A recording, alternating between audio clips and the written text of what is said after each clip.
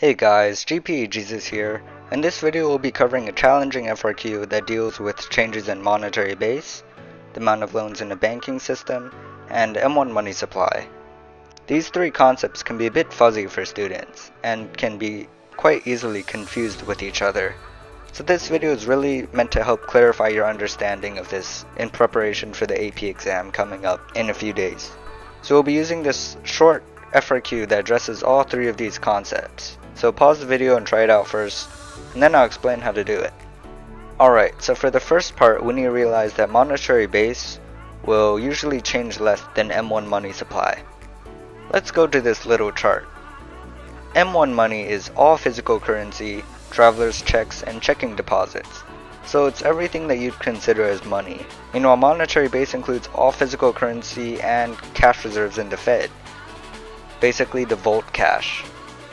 So in this case you don't multiply the change by the money multiplier, which is 1 over the reserve requirement. This part's a no-no. The money multiplier is the ratio of the money supply over the monetary base. Monetary base does not change with an increase or decrease in loans. And so the monetary base would only change by the original amount, which is 150 billion. The second part you probably already know how to do. We take the change and multiply it by the money multiplier, which in this case it's 1 over 0.2. 1 over 0.2 is 5, so we just get 150 times 5, which is 750 billion.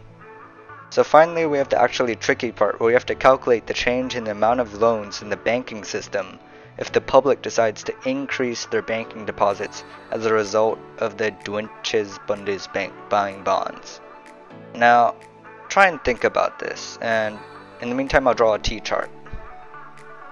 So if we think about this, since the Fed bought $150 billion in bonds, all of that money goes directly to excess reserves for many of the banks in the banking system, right?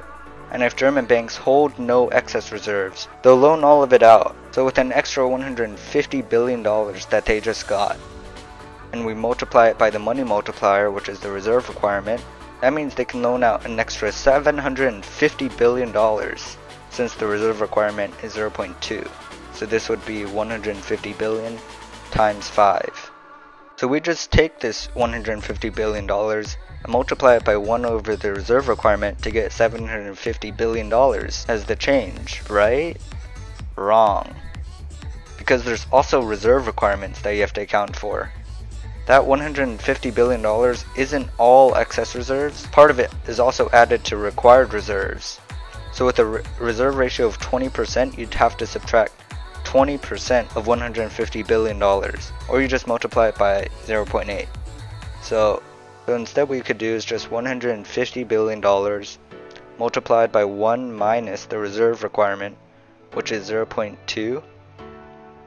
and multiply it by the money multiplier, which is 5, to get your answer of $600 billion. So that last part can be a pretty tricky question that they might ask on the exam. So take this video as a blessing by GPA Jesus and go get yourself a 5 on the AP Micro or Macro exam.